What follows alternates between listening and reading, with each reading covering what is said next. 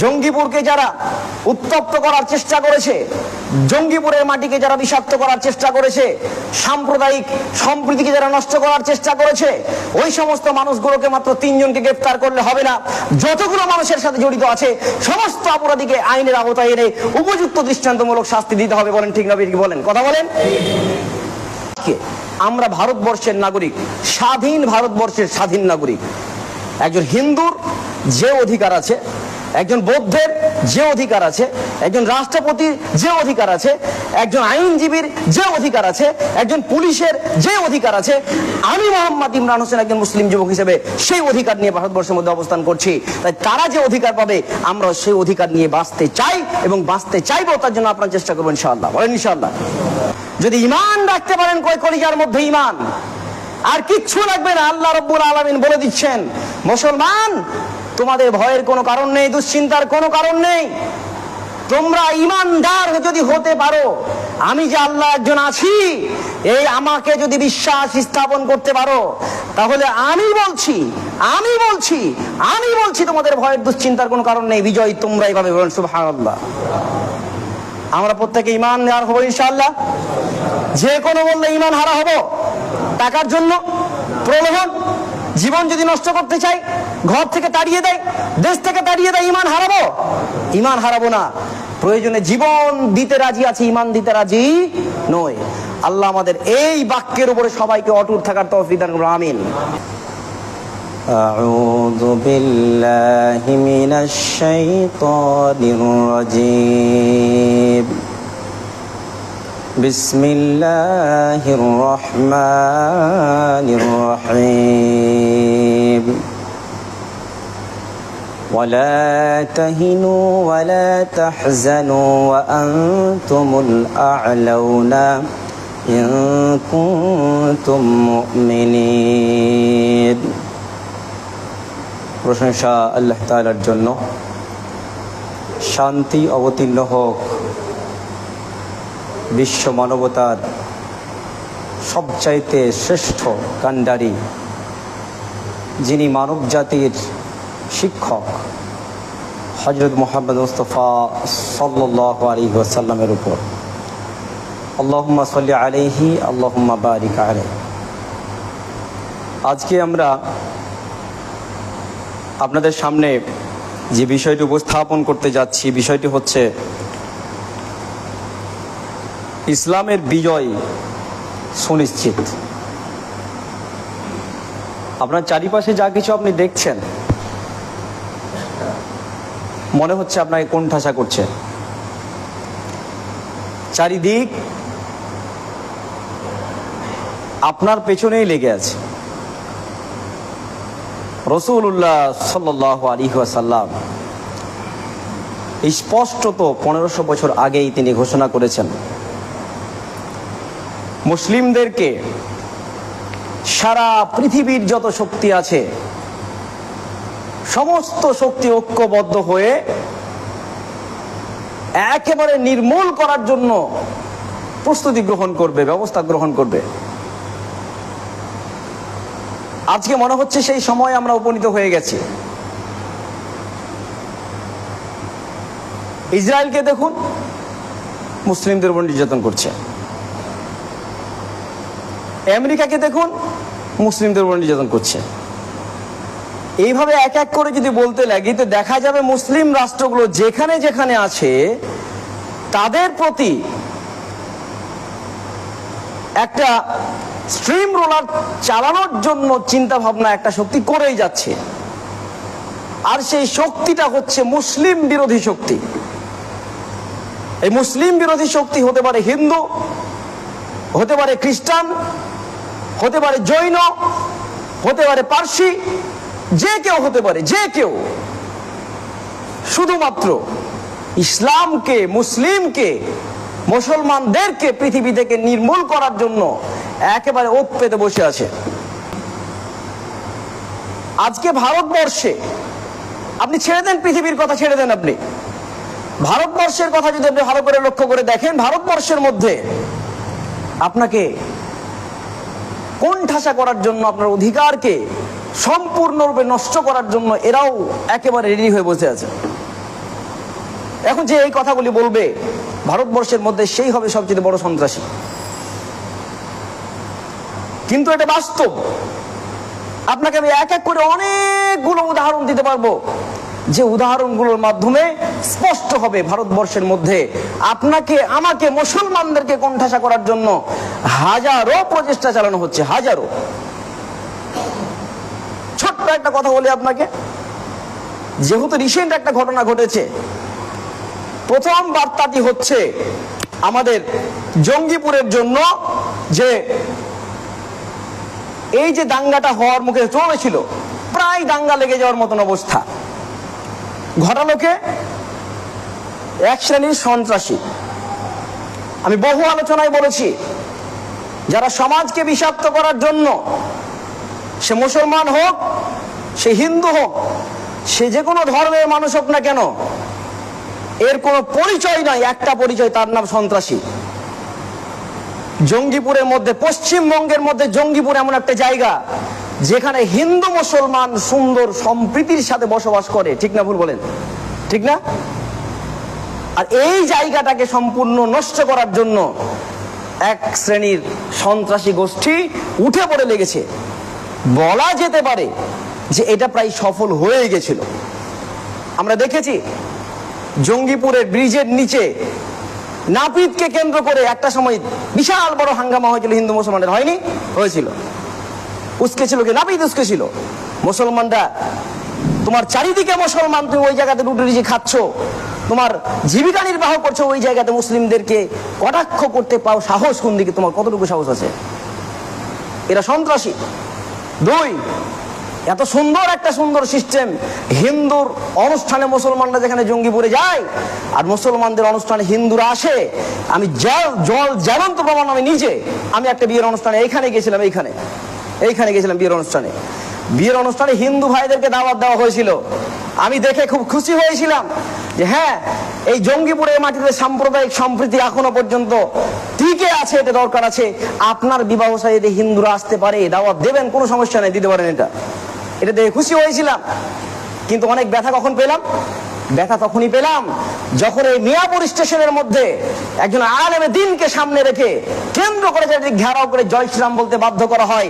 তখন কিন্তু মনে হয়েছে না, এই জায়গাকে নষ্ট করার চেষ্টা করছে, এটা অনেক কষ্টের বিষয়। সে হিন্দু হোক, সে জৈন হোক, সে পার্সি হোক, যে কোনো ধর্মের অনুসরণ হোক না কেন, এটা অনেক বড় ক্ষতির কারণ। এটা যেখানে একই থালায় বসে বসে খান, একই জায়গায় বসে বসে অবস্থান করেন, গল্প করেন, চা খান, সবকিছু খান, ওই জায়গাতে একটা লোক, একটা গোষ্ঠী এসে ওইটাকে নষ্ট করার জন্য পরিকল্পনা মাফিক কাজ করছে, আর কাছাকাছি সফলও হয়ে যাচ্ছিল। কি অবস্থা বলেন তো? আমরা অনতি বিলম্বে প্রথম কথায় বক্তব্য শুরুতে বলতে চাইছি যে যারা এর সাথে জড়িত আছে, জঙ্গিপুরকে যারা উত্তপ্ত করার চেষ্টা করেছে, জঙ্গিপুরের মাটিকে যারা বিষাক্ত করার চেষ্টা করেছে, সাম্প্রদায়িক সম্প্রীতিকে যারা নষ্ট করার চেষ্টা করেছে, ওই সমস্ত মানুষগুলোকে মাত্র 3 জনকে গ্রেফতার করলে হবে না। যতগুলো মানুষের সাথে জড়িত আছে সমস্ত অপরাধীকে আইনের আওতায় এনে উপযুক্ত দৃষ্টান্তমূলক শাস্তি দিতে হবে। বলেন ঠিক না? কি বলেন? কথা বলেন। কিন্তু এর বিপরীতটা হয়েছে। মাত্র 3 জনকে অ্যারেস্ট করা হয়েছে, এখনো পর্যন্ত বাকিদেরকে অ্যারেস্ট করা হলো না কেন? মুসলিমরা আন্দোলনে নেমেছে ধ্বংসযজ্ঞ চালানোর জন্য নয়, বরং মুসলমানদের হার্ট, মুসলমানদের হৃদয়, নবী সাল্লাল্লাহু আলাইহি ওয়াসাল্লাম তিনি নেই, ঠিক আছে, কিন্তু তার উত্তরসূরি আলেমে দ্বীন এখন পৃথিবীর মধ্যে বেঁচে আছে, তাদেরকে ঘেরাও করে চারিদিকে মুসলমান সমাজ বসবাস করছে। আর ওই জায়গায় দাঁড়িয়ে যখন মুসলমান ইমামকে হেনস্থা করার চেষ্টা করবে, তখন কিন্তু এটা চুপচাপ দেখার মতো বিষয় নয়। তাই এটা সহ্য করতে না পেরে মুসলমানরা ঝাঁপিয়ে পড়েছে। কেন? প্রতিবাদ করতে। কিসের দাবিতে?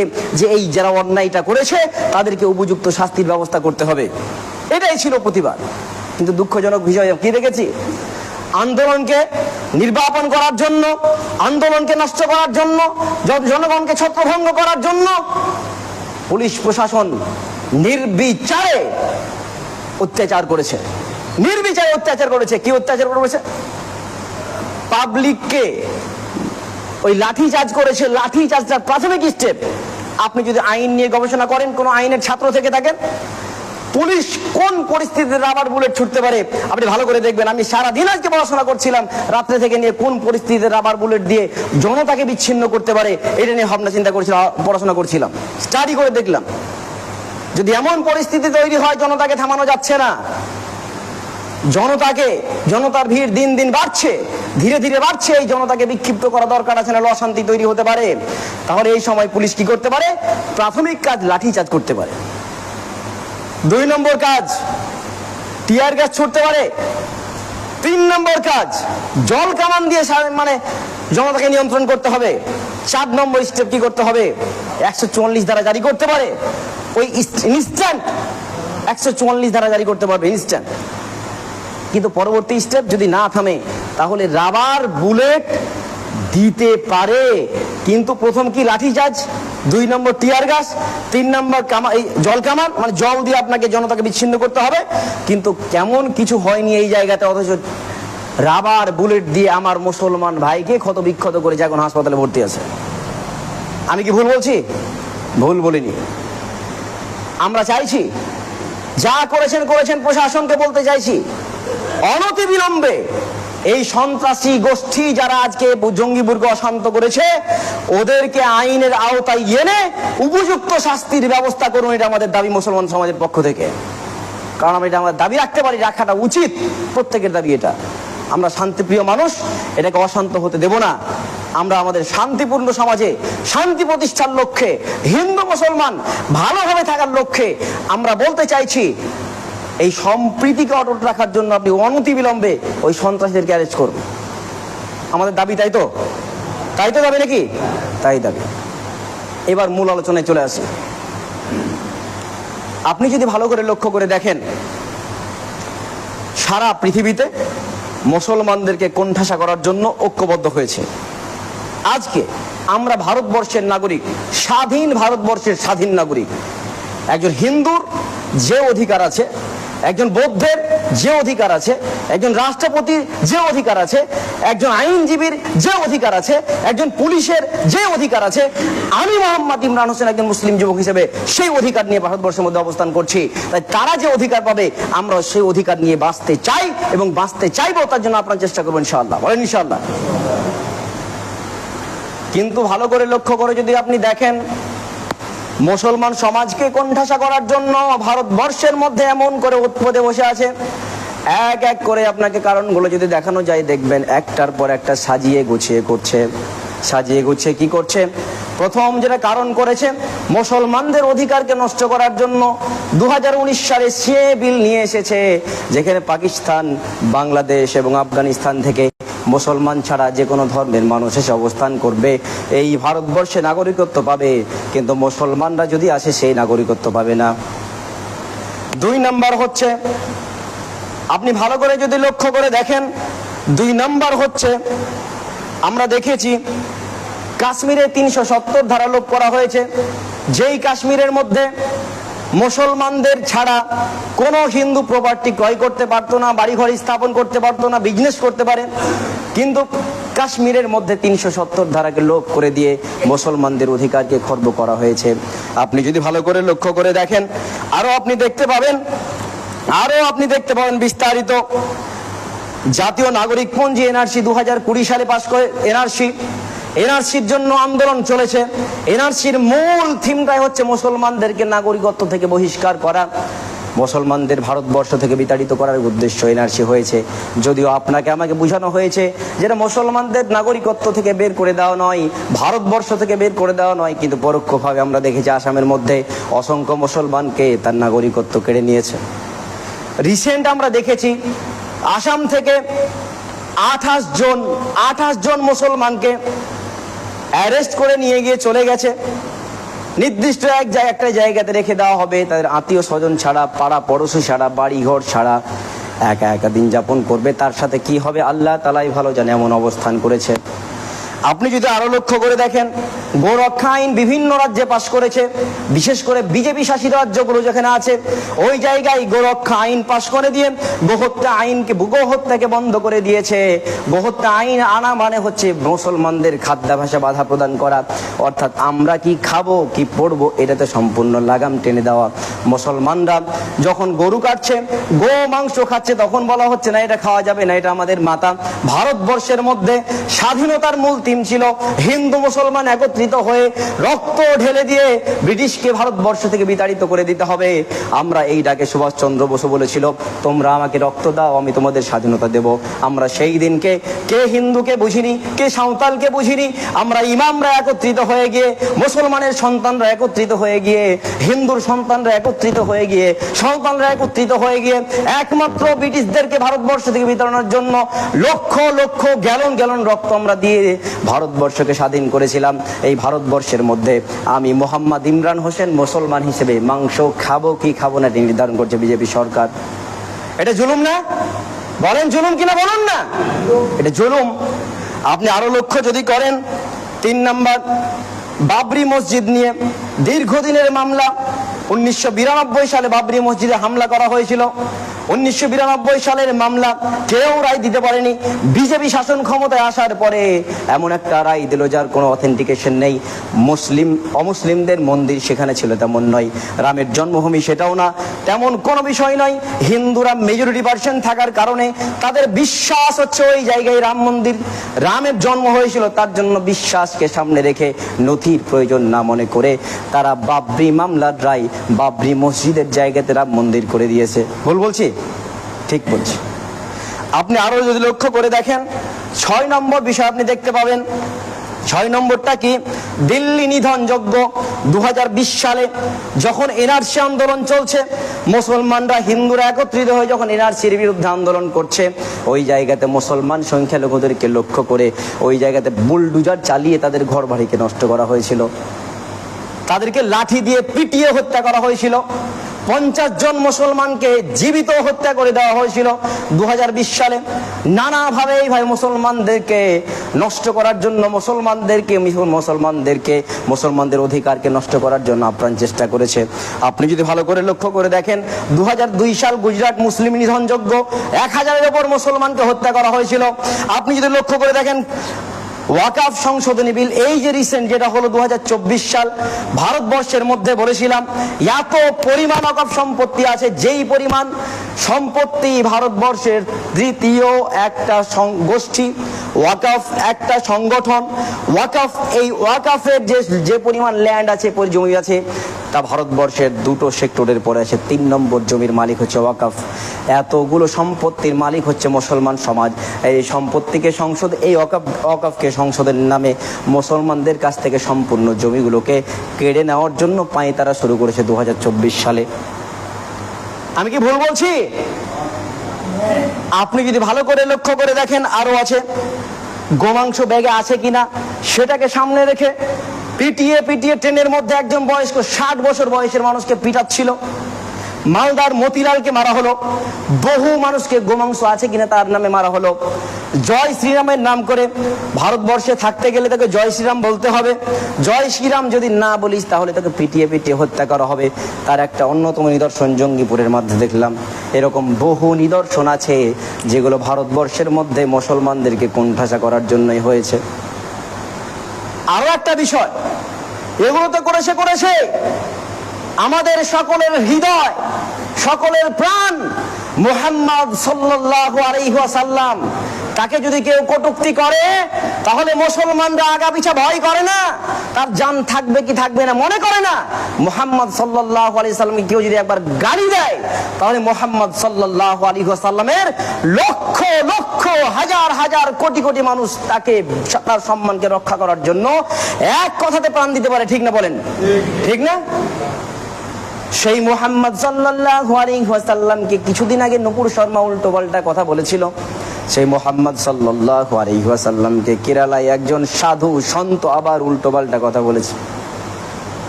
মুসলমানরা কি করতে পারে কি করতে পারে না মুম্বাইয়ের মধ্যে দেখিয়ে দিয়েছে ইমতিয়াজ জলিল। ইমতিয়াজ জলিলের একটা ডাকে হাজার হাজার জনতা একত্রিত হয়ে দেখিয়ে দিয়েছে আমরা মুসলমান। আমাদের সকলের নয়নের মণি, প্রাণের প্রাণ মুহাম্মদ সাল্লাল্লাহু আলাইহি ওয়াসাল্লামকে, মুহাম্মদ সাল্লাল্লাহু আলাইহি ওয়াসাল্লামকে কেউ যদি একটা কটূক্তি করে, আমরা ভারতবর্ষের মধ্যে আমাদের ঘর যতটাই এসি রুমের মধ্যে সীমাবদ্ধ থাকে, আনন্দদায়ক হোক না কেন, আমরা এসির মধ্যে থাকতে পারি না। আমরা মাঠের মধ্যে ময়দানে নেমে গিয়ে আমাদের মুহাম্মদ সাল্লাল্লাহু আলাইহি সাল্লামকে অসম্মান করলে সম্মান ছিনিয়ে নেওয়ার চেষ্টা করি। এটাই হচ্ছে মুসলমানদের ঈমান, আমরা দেখিয়ে দিয়েছি। কিন্তু তারা এই সমস্ত কর্মকাণ্ড করে তারা বোঝাতে চেয়েছে খুব শীঘ্রই আমরা হিন্দু রাষ্ট্র প্রতিষ্ঠা করতে যাচ্ছি, খুব শীঘ্রই। আর সেই দিনকে আমরা ভারতবর্ষ থেকে মুসলমানদের বিতাড়িত করব, সেই দিনকে এটা করব, এটা করব, ওটা করবো চিন্তা ভাবনা করছে। ইসলামকে ভারতবর্ষ থেকে মুছে দেবো চিন্তা ভাবনা করছে, কিন্তু কথাই বলছে একটা কথা, মুহাম্মদ সাল্লাল্লাহু আলাইহি ওয়াসাল্লাম যেই দিন পৃথিবীর মধ্যে নিয়ে এসেছেন, মুহাম্মদ সাল্লাল্লাহু আলাইহি ওয়াসাল্লাম যেই দিন পৃথিবীতে এস্টাবলিশ করেছেন, এই দিন শেষ হয়ে যাওয়ার নয়, এই দিন নষ্ট হওয়ার নয়, এই দিনকে নষ্ট করা যাবে না। এই দিন চিরদিন সূর্যের মতো উজ্জ্বল হয়ে থাকবে, এই দিনকে কেউ নষ্ট করতে পারবে না। ঠিক না ভুল বলেন? ঠিক। আমি কি বলছি কথা? আমি বলছি না, দেখাচ্ছি আপনাকে। চলুন, তারা এই সমস্ত অপচেষ্টা করে আজকের দিন বোঝাতে চেয়েছে আমরা সূর্যের দিকে হালকা করে ফোঁ দিলেই সূর্য মনে হয় নিভে যাবে, পৃথিবীর মধ্যে ইসলাম সূর্যের মতো। আল্লাহ রাব্বুল আলামিন বলছেন, ইউরিদুল্লাহু লিইউতফিউ নূরাল্লাহি বিআফওয়াহিহিম ওয়াল্লাহু মুতিম্মু নূরিহি ওয়ালাউ কারিহাল কাফিরুন। ওই কাফির সম্প্রদায় যারা ঈমান নিয়ে আসেনি, অস্বীকার করেছে, কাফির সম্প্রদায় মনে করে আমরা ফু দিয়ে ইসলামের নূরকে নিভিয়ে দেব, কিন্তু কখনো সম্ভব নয়। আল্লাহ তাআলা পৃথিবীর মধ্যে সেই নূরকে সুপ্রতিষ্ঠিত করবেই করবে। তাতে তারা ইচ্ছা করুক, পছন্দ করুক আর না করুক, আল্লাহ তাআলা বলছে তারা ইচ্ছা করেছে, চাইছে যে আমরা ভারতবর্ষ থেকে ইসলামকে ফু দিয়ে নিভিয়ে দেবো, এটা সম্ভব নয়। আল্লাহ বলছে আমি এই নূরকে প্রতিষ্ঠিত করব। যে আল্লাহ নূরকে প্রতিষ্ঠিত করার জন্য কথা বলে, সেই নূরকে নিভানো যায়? কথা বলেন যায়? সেই নূরকে নিভানো যাবে না। এই নূর চিরদিন উজ্জ্বল থাকবে, এই নূর চিরদিন উদ্ভাসিত থাকবে, এই নূরকে কখনো নির্বাপিত করা যাবে না। মহান আল্লাহ তাআলা, তোমারও রব আমারও রব, তোমার খালিক আমারও খালিক, তিনি যখন বলেছেন এটাই সুনিশ্চিত, এটাই চূড়ান্ত। চলুন সামনের দিকে চলুন। ইসলাম এসেছে সকল দিনের উপরে আধিপত্য বিস্তার করার জন্য। ইসলাম এসেছে সকল দিনের উপরে আধিপত্য বিস্তার করার জন্য। আমি বলছি জি না, চলুন। সূরা সফ আয়াত নম্বর 9, সূরা তাওবা আয়াত নম্বর 33-এ বলা হচ্ছে, হুয়াল্লাযী আরসালা রাসূলাহু বিল হুদা ওয়া দীনিল হাক্কি লিইয়ুযহিরাহু আলা দীনি কুল্লি। আল্লাহ রাব্বুল আলামিন বলছেন, হুয়াল্লাযী আরসালা রাসূলাহু বিল হুদা, তিনি আল্লাহ তাআলা রাসূলকে পৃথিবীর মধ্যে পাঠিয়েছেন দ্বীন সহ, হেদায়েত সহ পাঠিয়েছেন। হেদায়েত মানে সঠিক দিশা। তিনি এমন হেদায়েত দিয়ে পাঠিয়েছেন যে হেদায়েত পৃথিবীতে যত দ্বীন আছে, জীবন ব্যবস্থা আছে, ধর্ম আছে, সমস্ত দ্বীনের উপরে তাকে উজ্জ্বল করে রাখবেন, সমন্বিত রাখবেন।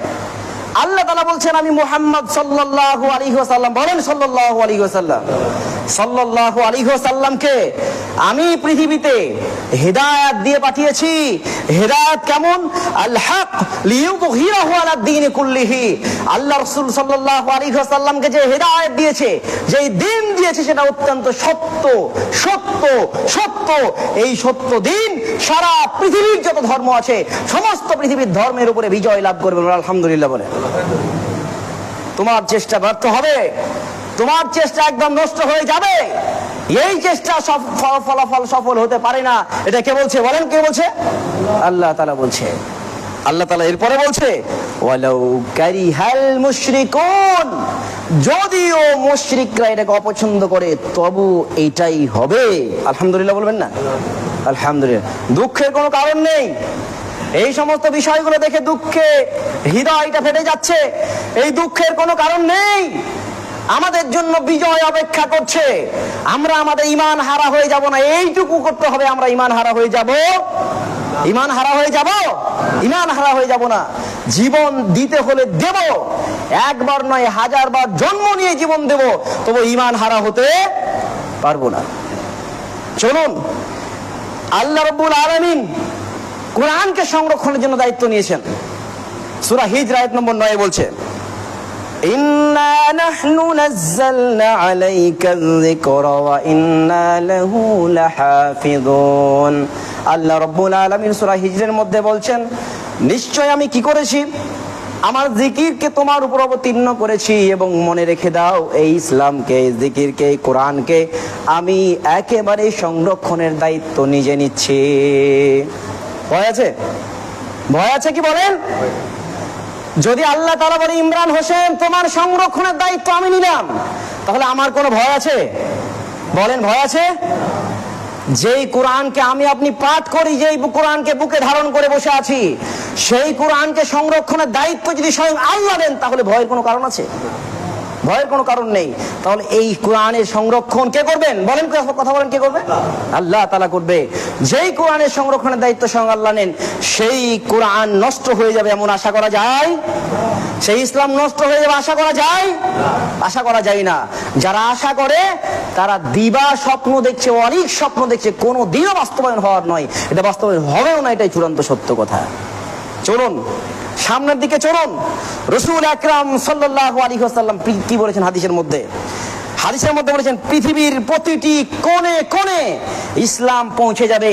হাজার চেষ্টা করেও ইসলামকে একটা জায়গার মধ্যে বেড়ি পড়িয়ে বাঁধায় রাখা যাবে না, এটা প্রতিষ্ঠিত হবে, ছড়িয়ে যাবেই।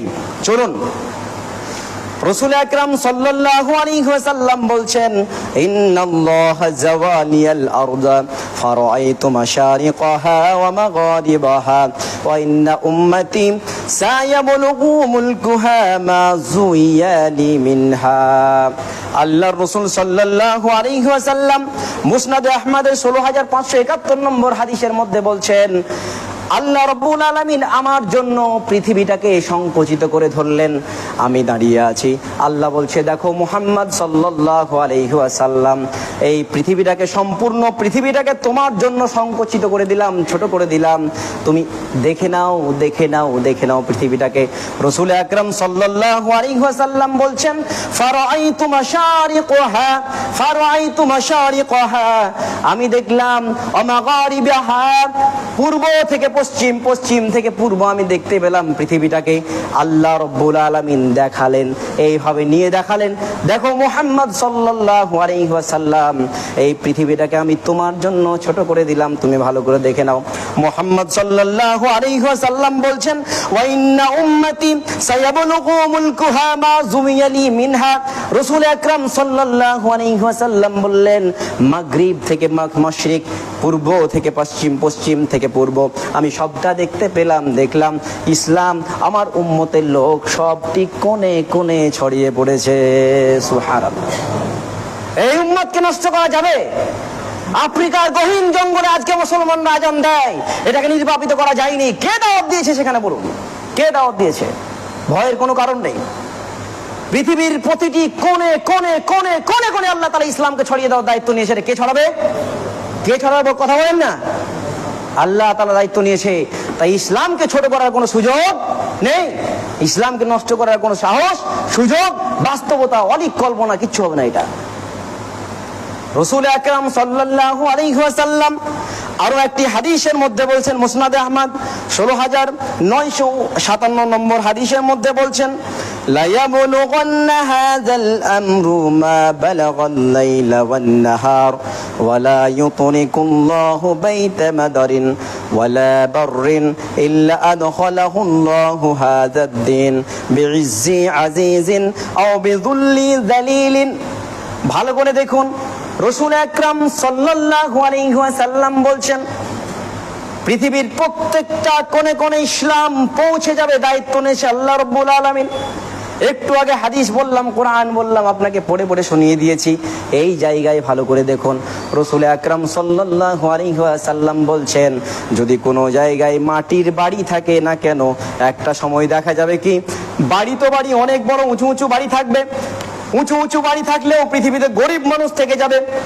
ওই মাটির বাড়িগুলো যেখানে মানুষ পৌঁছতে পারে না, ওই মাটির বাড়িগুলো তো ইসলামকে পৌঁছে দেওয়ার দায়িত্ব কে নিয়েছে? আল্লাহ রাব্বুল আলামিন নিয়েছেন। মুহাম্মদ সাল্লাল্লাহু আলাইহি ওয়াসাল্লাম বলছেন ওটাই, যে আমি ইসলামকে আল্লাহ তাআলা ছড়িয়ে দেবেন পৃথিবীর যেখানে মাটির বাড়ি পর্যন্ত থাকবে, ওই মাটির বাড়ির প্রত্যেকটা কোণে কোণে আল্লাহ রাব্বুল আলামিন ইসলামকে ছড়িয়ে দেবেন। কিভাবে ছড়িয়ে দেবেন? কিভাবে ছড়িয়ে দেবেন?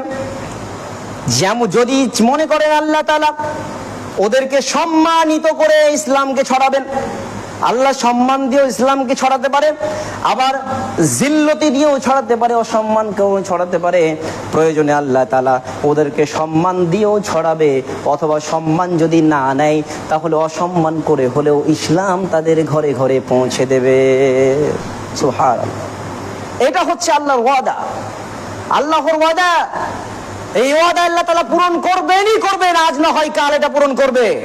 আমাদের উপরে স্টিম রোলার চালিয়ে দিবা স্বপ্ন এটা বাস্তবায়ন হবে না, যে ইসলামকে ভারতবর্ষ থেকে বিশ্ব থেকে নির্বাপিত করে এইটা হবে না, এটা হবে না, হতেই পারে না। আল্লাহ বলছেন এটা কখনোই সম্ভব নয়। তাহলে ইসলাম পৃথিবীর কোণে কোণে ছড়াবে ইনশাআল্লাহ। বলেন ইনশাআল্লাহ। আমরা ভয় করব? বলেন ভয় করব? ইনশাআল্লাহ ভয় করব না। আমাদের গায়ে রক্ত আছে, আমাদের মনের মধ্যে হৃদয় আছে, ঈমান আছে। এই ঈমান এমন একটা জিনিস, এই ঈমান যার মধ্যে থাকবে, এই মুসলমানের সন্তানরা কোনোদিন মৃত্যুকে ভয় পায় না। এরা সাথে মৃত্যুকে নিয়ে কাজ করে।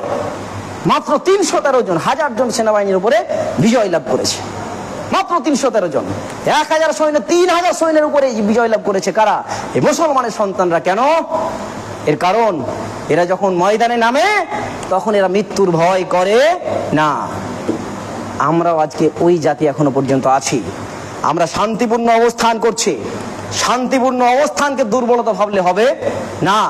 আমরা চাইছি অনতিবিলম্বে এই ভারতবর্ষের মধ্যে শান্তি প্রতিষ্ঠা হোক। আমরা চাই তো নাকি? চাই ইনশাআল্লাহ। আল্লাহ আমাদের সকলকে সঠিক বুঝদান করুন, আমিন।